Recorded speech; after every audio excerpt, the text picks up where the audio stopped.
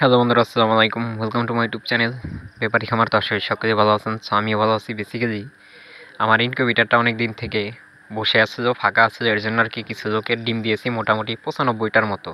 তো এখানে দুইজনার ডিম দিয়েছি 95টার মতো। ইনশাল্লাহ আগামীতে চেষ্টা করব আমি 200 ডিম দেওয়ার জন্য। 100 হচ্ছে আপনার হাঁসের ডিম আর 100 হচ্ছে মুরগির ডিম।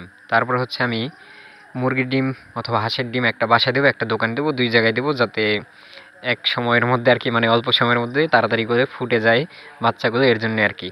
তো যাই হোক, এখানে একজন ভাই কমেন্ট করছিল, মানে আমার একটা ভিডিওতে কমেন্ট করছিল যে ভাই আপনি যে গাদায় গাদায় ডিম দেন সেগুলো উল্টান কিভাবে।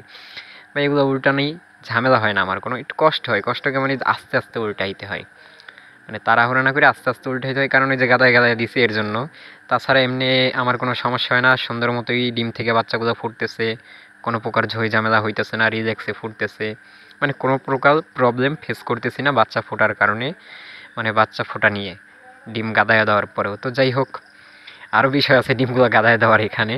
এর আগে তো আমি বুঝি না, এর জন্য আমি একটা কিছু কোয়েল পাখির ডিম গাদায় গাদায় দিছিলাম। আর এখানেও গাদায় দেওয়ার কারণ হচ্ছে একজন লোক ডিম দিবে, এখন ওনার সাথে আমার কন্টাক্ট হয়েছে কিছু টাকা, সেই টাকার মধ্যে উনি কী করছে আরও বাড়াইয়া ডিম নিয়ে এসে, মানে মোটামুটি 15-20টার মতো ডিম বাড়াইয়া নিয়েছে, এর জন্য আর কি এখানে গাদাগাদি হয়েছে। তাও যাই হোক, সমস্যা হয় না আমার কোনো, কারণ ওই যে আস্তে আস্তে উল্টাই, কোনো ঝামেলাই হয় না এর জন্য।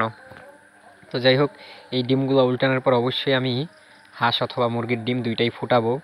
আর আমাদের এলাকায় একটা ঝামেলা যে হাঁসের ডিম মুরগির ডিম খুব সহজেই খুঁজে পাওয়া যায় না, কারণ আমি যে এতগুলা ডিম নিব 100 অথবা 50টা, এই রকমের কারো কাছে হাঁসের ডিমও পাওয়া যায় না, মুরগির ডিমও পাওয়া যায় না, মানে বিভিন্ন লোকের কাছ থেকে আমার এই ডিমগুলো সংগ্রহ করতে হয়, তারপরে আমার এগুলো দিয়ে বাচ্চা ফুটাইতে হয়। এটা হচ্ছে একটা ঝামেলা। এর জন্য আমি চেষ্টা করব যে এতগুলা ডিম, মানে 100-100-200 ফুটাইয়া নিজে লালন পালন করে ওখান থেকে ডিম উৎপাদন করার চেষ্টা করব। সকলেই আমার জন্য দোয়া করবেন। তো সকলেই ভালো থাকবেন, সুস্থ থাকবেন। দেখা হচ্ছে নেক্সট কোনো ভিডিওতে। আজকের ভিডিও পর্যন্তই। আসসালামু আলাইকুম।